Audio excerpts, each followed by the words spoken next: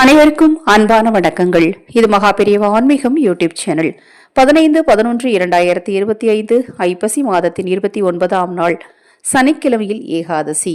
சனிக்கிழமையில் ஏகாதசி அமைந்திருப்பது கூடுதல் சிறப்பு.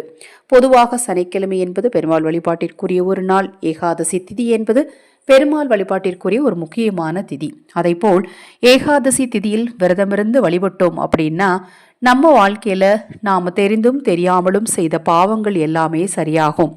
அதை போல முன்னோர்களின் பரிபூரணமான அருள் கிடைக்கும்.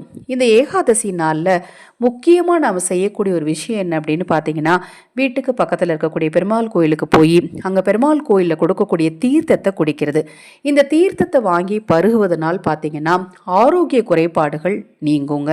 அதை போல இந்த நாளில் இந்த ஒருவரி மந்திரத்தை நீங்கள் பெருமாளை நினச்சி சொன்னீங்க அப்படின்னா பல அதிசயங்கள் உங்கள் வாழ்க்கையில் நடக்கும். வாழ்க்கையில் எவ்வளவோ பிரச்சனைகள், எவ்வளவோ துன்பங்கள், எவ்வளவோ துயரங்கள், தொழிலில் ஏற்படக்கூடிய நஷ்டங்கள், குடும்பத்தில் ஏற்படக்கூடிய விரிசல்கள், உறவுகளுக்கு இடையே ஏற்படக்கூடிய மனக்கசப்புகள் எதுவாக இருந்தாலும் வழிபாடு ரொம்ப முக்கியங்க. வழிபாடை நாம் தவறாமல் செஞ்சுட்டு இருந்தோம்னா நம்மக்கிட்ட எந்த பிரச்சனையுமே வர்றதுக்கு நிச்சயமாக பிரச்சனை பயப்படும்.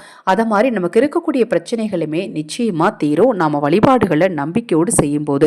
ஏன்னா தெய்வத்திடம் நாம் வைக்க வேண்டிய வேண்டுதல்களாகட்டும் பிரார்த்தனைகளாகட்டும் இதெல்லாம் நிறைவேறணும் அப்படின்னா தெய்வத்தை நாம பரிபூர்ணமா நம்பணும். நாம இந்த வழிபாடு செய்கிறோம், நாம விளக்கு பொருத்துறோம், நாம கோயிலுக்கு போனோம், நாம மந்திரம் சொன்னோம், நமக்கு தேவையானதெல்லாம் நடக்கும், நம்ம பிரச்சனையை கடவுள் பார்த்துக்குவார் அப்படிங்கிற நம்பிக்கை நமக்கு தேவை.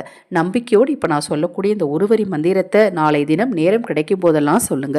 சனிக்கிழமையில் வரக்கூடிய ஏகாதசி மகா ஏகாதசி, அதாவது கடைசி சனிக்கிழமையில் ஏகாதசி வர்றது இன்னுமே கூடுதல் சிறப்பு. அந்த நாளில் வரக்கூடிய இந்த மகா ஏகாதசி நாளில் ஆதரவற்றவர்களுக்கு உணவளிங்க. ஆதரவற்றவர்களுக்கு உணவளிக்க நம்ம சேனல் சார்பாக அக்ஷயபாத்திரம் உணவளிக்கும் திட்டத்தை அறிமுகப்படுத்தியிருக்கோம். 30 ரூபாய் செலுத்தினால் கூட போதுமானது. 30 ரூபாய் நீங்கள் கொடுக்கும் போது ஒரே ஒருத்தருக்கு மட்டுமாவது எங்களால் உணவு கொடுக்க முடியும்.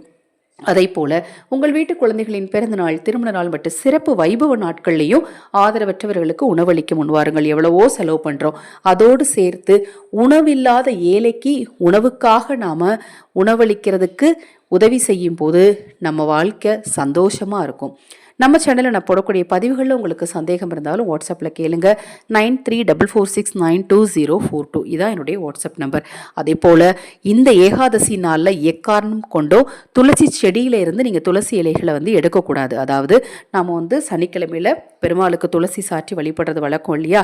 ஏகாதசி நாளில் செடியிலேருந்து துளசியை பிக்கக்கூடாது. கடையில் போய் கூட வாங்கிக்கோங்க, தவறு கிடையாது. எல்லா கோயில் வாசல்லையுமே பார்த்தீங்கன்னா கடையில் துளசி மாலை விற்பாங்க. அந்த துளசியை வாங்கி பெருமாளுக்கு சாத்துங்க.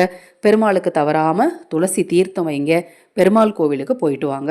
இந்த நாளில் நீங்கள் சொல்ல வேண்டிய அந்த ஒருவரி மந்திரம் ஓம் நமோ நாராயணாய நமக, ஓம் நமோ நாராயணாய நமக, ஓம் நமோ நாராயணாய நமக எனும் மந்திரத்தை சொல்லும்போது உங்கள் மனமெல்லாம் குளிரும், உங்கள் பிரச்சனையெல்லாம் தீரும், உங்கள் மனசானது நிம்மதியடைகிறத உங்களால் நிச்சயமாக உணர முடியும்.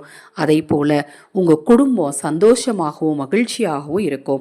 இந்த நாளில் நெய் தீபம் ஏற்றி நீங்கள் பெருமாளை வழிபட்டீங்கன்னா செல்வமும் உங்களுக்கு சேரும். இது போன்ற எண்ணற்ற பதிவுகளை தெரிந்து கொள்ள நமது சேனலை சப்ஸ்கிரைப் பண்ணிக்கோங்க. இந்த மந்திரத்தை இத்தனை முறை தான் சொல்லணும், இந்த நேரத்தில் தான் சொல்லணும்னு எந்த கட்டாயமும் கிடையாது. நாளை முழுவதுமே ஏகாதசி இருக்கிறதுனால எந்த நேரத்திலனாலும் நீங்கள் இந்த மந்திரத்தை சொல்லலாம். ஹரஹர சங்கர ஜெய ஜெயசங்கர மகாபெரிவா திருவடிப்பாதம். சரணம் சரணம். நல்லதே நடக்கட்டும்.